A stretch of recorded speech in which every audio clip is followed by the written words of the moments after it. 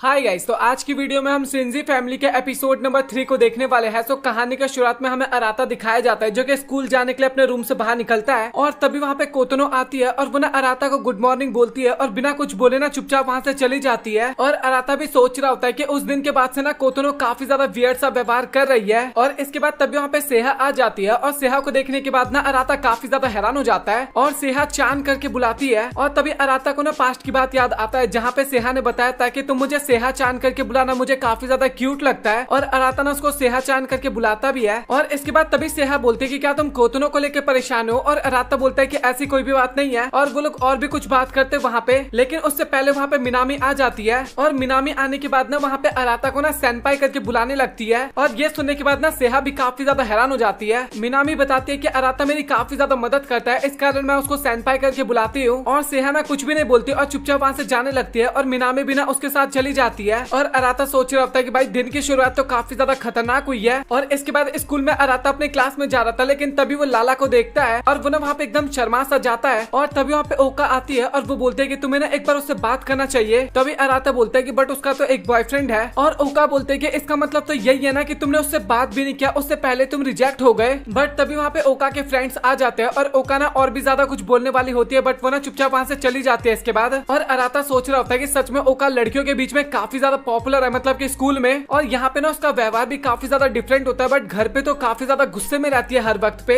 और इसके बाद तभी ओका की फ्रेंड्स ना अराता के बारे में बात करने लगते हैं कि सच में वो तो काफी ज्यादा हैंडसम है और तुम तो काफी लकी हो कि तुम्हारा इतना स्मार्ट भाई है। और तभी ओका बोलने लगते हैं कि तुम लोग अराता को जैसा सोच रहे हो वैसा वो है नहीं, मतलब कि उसको लड़कियों से अच्छे तरीके से बात करना नहीं आता। और वो ना वहाँ पे अराता की ना काफी ज्यादा बुराई कर रही थी और बुराई करते करते ना अचानक से ना उसके कुछ तारीफ भी करने लगती है और वो काफी ज्यादा वहाँ पे ब्लश भी करने लगी थी भाई, लिटरली। और तभी ओका की फ्रेंड बोलती है कि आखिरकार तुम ब्लश क्यों कर रही हो। और ओका बोलती है कि मैं ब्लश थोड़ी ना करी, यहाँ पे काफी ज्यादा गर्मी है। और इसके बाद वो ना तुरंत वहाँ से चली जाती है। और इसके अगले सीन में ना वो सभी लोग अम्यूजमेंट पार्क में आए थे और वहाँ पे आने के बाद ना सभी लोग काफी ज्यादा खुश थे। और तभी मिनामी और ओका ना टेडी बियर के साथ खेलने के लिए चली जाती है। और तभी बांदरी बोलती है कि तुम दोनों याद रखना हम यहाँ पे कोतनो का बर्थडे सेलिब्रेट करने के लिए आए हैं। बट ओका और मिनामी ना बिल्कुल भी रिस्पॉन्स ही नहीं कर रहे थे, वो दोनों अपनी मस्ती में लगे हुए थे। और बांदरी को भी समझ में आ जाता है और वो बोलती है कि मैं तुम्हारे लिए खाना लेके आती हूँ, मतलब कुछ खाने के लिए लेके आती हूँ। और वो अपने साथ ना अराता को भी लेके जाती है। और इसके बाद फाइनली वो लोग कुछ ड्रिंक और साथ ही स्नैक्स लेके जाते हैं, बट वहाँ पे ना कोई भी होता ही नहीं है। और बांदरी बोलने लगते हैं कि मैंने बोला था उन्हें थोड़ी देर वेट करने के लिए, बट कोई भी रुका ही नहीं। और इसके बाद अराता ना कॉल मिला के भी देखता, बट कॉल भी कोई पिक नहीं करता। और इसके बाद तभी बांदरी बोलते हैं कि अच्छा ठीक है, तो हम दोनों ना इसको एक डेट की तरह सेलिब्रेट करते हैं। और ये सुन के अराता काफी ज्यादा हैरान हो जाता है और बांदरी ना उसको खींच के ले जाती है। लेकिन तभी अराता बोलते हैं कि हमें ये खा तो लेना चाहिए। और लिटरली भाई वो दोनों ना पूरा खत्म कर लेते हैं। एक तरह से अराता ही वो सब कुछ खाता है और उसका पेट भी काफी ज्यादा भर गया था अभी तो। और बांदरी ना काफी ज्यादा बकवास करते जा रही थी और साथ ही वो ना अराता के कुछ ज्यादा क्लोज आ गई थी। और अराता बोलते भी है कि मैं तुम्हारा भाई हूँ, तुम्हें पता है ना, और तुम इतने ज्यादा क्लोज मेरे मत आओ। और बांदरी की बॉडी जब अराता में टच हो रही थी ना, उस टाइम पे वो काफी ज्यादा ब्लश कर रहा था, बट वो इसके बारे में एक तरह से खुल के बोल भी नहीं सकता था। और लिटरली बांदरी ये बोल भी देती है कि तुम इसीलिए ब्लश कर रहे हो ना क्योंकि मेरा एक बॉडी पार्ट तुम्हारे हाथ से टच हो रहा है। और अराता बोलता है कि तुम पागल वागल हो क्या, आखिरकार ये कैसी बातें कर रही हो, और ये शायद तुम्हें थोड़े बड़े भी लग रहे होंगे, और साथ ही अभी हम दोनों वर्जिन भी है। और भाई अभी तो एकदम अराता एकदम भाई ब्लश करने लगा था, अभी खत्म हो गया था। और वो बोलता है कि तू एकदम पागल वागल है क्या भाई। और वो बोलती भी कि मैं तो बस मजाक कर रही थी तुम्हारे साथ। और इसके बाद बांदरी और अराता चलने लगता है, जहाँ पे बांदरी बताते हैं कि तुम्हारे साथ एक काफी सुंदर सी लड़की चल रही है, इस कारण सभी लोग तुम्हारी तरफ देख रहे हैं। और इसके बाद अराता भी अपने मन में सोचने लगता है कि एक तरह से देखा जाए तो बांदरी का कहना कोई गलत नहीं है, मतलब कि उसके सभी बहनों में से ना एक तरह से बांदरी ना सबसे ज्यादा क्यूट और सबसे ज्यादा सुंदर भी है। और वो अगेन बोलती है कि क्या तुम मुझे टच करना चाहते हो। और फिर से भाई अराता की ना आवाज ही निकलना बंद हो जाती है। और फिर बांदरी बोलते हैं कि सच में तुम काफी ज्यादा फनी हो। और इसके बाद वो दोनों एक राइड पे जा रहे होते हैं, जहाँ पे बांदरी ना सीढ़ियों पे ऊपर चल रही थी और अराता कुछ गलत चीज ना देख लेना, इस कारण ना भाई वो अपना शकल घुमा लेता है। और इस कारण ना अराता सीढ़ियों पे गिर भी जाता है। और बांदरी बोलती भी है कि तुम्हें थोड़ा ढंग से चलना चाहिए अराता, और अपना हाथ आगे बढ़ाती है उसको उठाने के लिए। और इसके बाद वो दोनों हमें रोलर कोस्टर पे दिखाए जाते हैं, जहाँ पे अराता बेचारा तो काफी ज्यादा डरा हुआ था। फिर इसके बाद ना हमें एक फनी सीन क्या दिखाया जाता है, जब अराता कॉल लगाता है ना तो भाई बाकी लोग एंजॉय कर रहे थे, और जब बाकी लोग कॉल लगाते हैं ना तो अराता और बांदरी एंजॉय कर रहे थे। और काफी ज्यादा टाइम हो जाता है और वो दोनों ना एक दूसरे को ढूंढते ही रह जाते हैं, मतलब कि। और कोतनो ना वहाँ पे थोड़ी हमें उदास नजर आती है। और तभी ओका बोलते हैं कि क्या तुम ठीक तो हो ना कोतनो। और इसके बाद वो बोलने भी लगते हैं, यहाँ पे हम कोतनो का बर्थडे सेलिब्रेट करने के लिए आए थे, बट अभी तो हम चोर पुलिस का गेम एक तरह से खेलने लगे हैं, मतलब कि एक दूसरे को ढूंढ रहे हैं बस।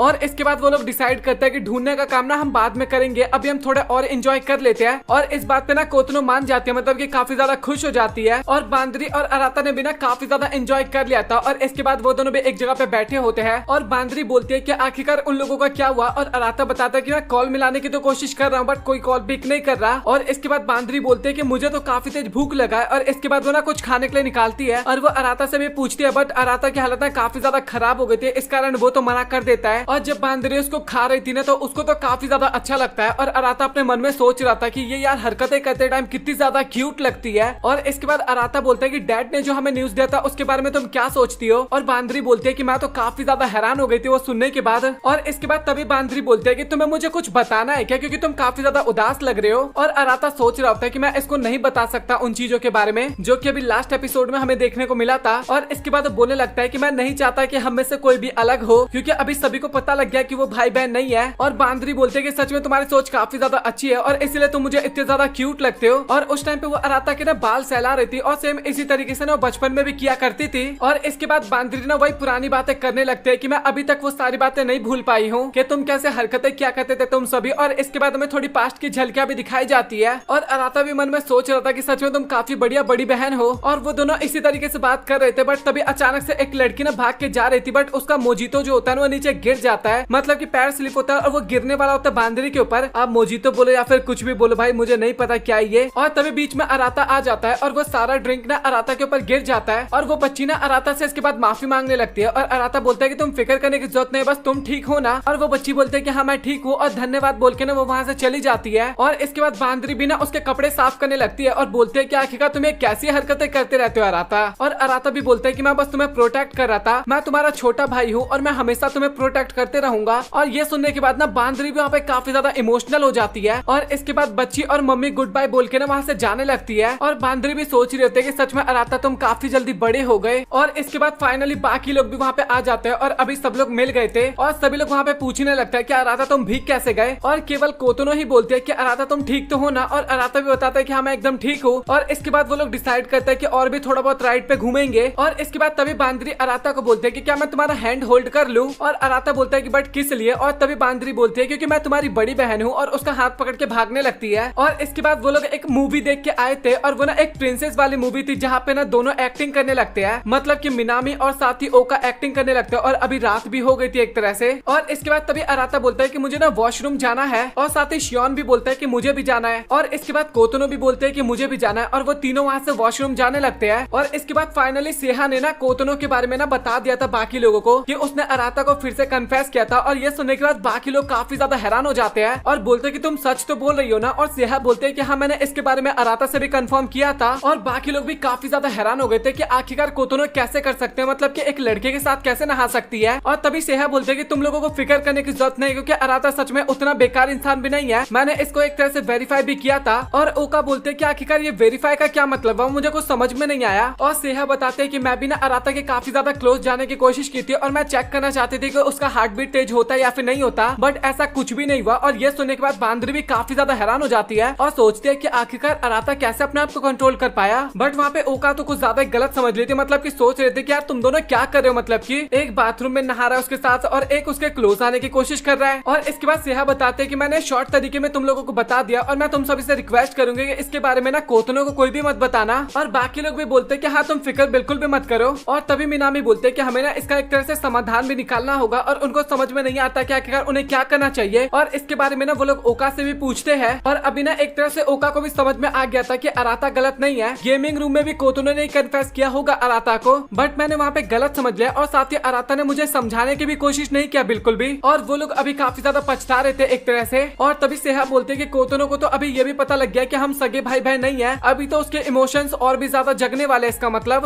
और तभी बांदरी बोलते हैं कि तुम लोगों को ना इतना ज्यादा फिक्र करने की जरूरत नहीं है, ऐसा कुछ भी नहीं होने वाला। और साथ ही मैंने डैड से इसके बारे में बात भी किया था, मतलब कि हम सभी के बारे में बात किया था और अभी हमें ना कोतोनो के ऊपर छोड़ देना चाहिए, आगे जाके उसको समझ में आ जाएगा इसके बारे में। और इसी तरीके से ना वो लोग और भी काफी ज्यादा बातचीत करते हैं, बट तभी वहाँ पे बाकी लोग आ जाते हैं और इसके बाद वो लोग डिसाइड करते हैं कि आखिरकार हमें और कहाँ पे जाना चाहिए। और मिनामी बोलते हैं कि हमें ना घोस्ट अपार्टमेंट में चलना चाहिए। और इसके बाद वो लोग वहाँ से भी आ जाते हैं और उनको ना काफी ज्यादा अच्छा लगता है। और इसके बाद तभी अराता ना कोतोनो की तरफ देखने लगता है और वो सोचता है कि अभी कोतोनो ना पहले से बेटर हो गई, मतलब कि अभी वो समझ गई होगी। और साथ ही वो ना अपने डैड की बातों को भी याद करने लगता है कि अभी वो लोग सगे भाई बहन नहीं है एक तरह से। और वो बताता है कि पहले तो मुझे इस बात पे यकीन ही नहीं हुआ। मुझे लगा कि डैड कोई मजाक कर रहे हैं और डैड इस बात की फिक्र कर रहे थे कि हम सभी में दरार आ जाएगा, मतलब कि भाई बहन के रिश्ते में। बट चाहे जो भी रीजन हो, बट इतने सालों तक इसको छिपा के रखना सच में काफी ज्यादा डिफिकल्ट काम था डैड के लिए। और डैड आप फिक्र बिल्कुल भी मत करो, हम कुछ भी चेंज नहीं होने देंगे। और इसके बाद सभी लोग वहाँ पे फायरवर्क्स देखते हैं और सभी को ना काफी ज्यादा मजा आता है, मतलब कि बहुत ज्यादा एंजॉय करते हैं। और इसी के साथ ये एपिसोड यहाँ पे हो जाता है खत्म। सो आप लोग कमेंट सेक्शन में बताओ कि आप लोगों को आज का वीडियो कैसा लगा। और भाई अचानक से पता नहीं कैसे ताकमी-सान आज ही आ गया, मैंने ऑलरेडी अपलोड कर दिया होगा। अगर आपने वो वॉच नहीं किया तो जाके वॉच कर लेना। मतलब कि ताकमी-सान के आने का दिन ना वेडनेसडे था, बट अचानक से आज आ गया। तो भाई मैंने वीडियो बना दिया, हाँ थोड़ा टाइम लगा बट मैंने बना दिया। वो मैंने पहले अपलोड किया और इसके बाद मैंने सिंजी फैमिली अपलोड किया। तो अगर आपने वो वॉच नहीं किया तो जाके वॉच कर लेना। और अगर आप लोगों को आज की वीडियो पसंद आए तो वीडियो को लाइक करके चैनल को सब्सक्राइब कर देना। सो मिलता है आप लोगों से अगली वीडियो में, तब तक के लिए गुड बाय।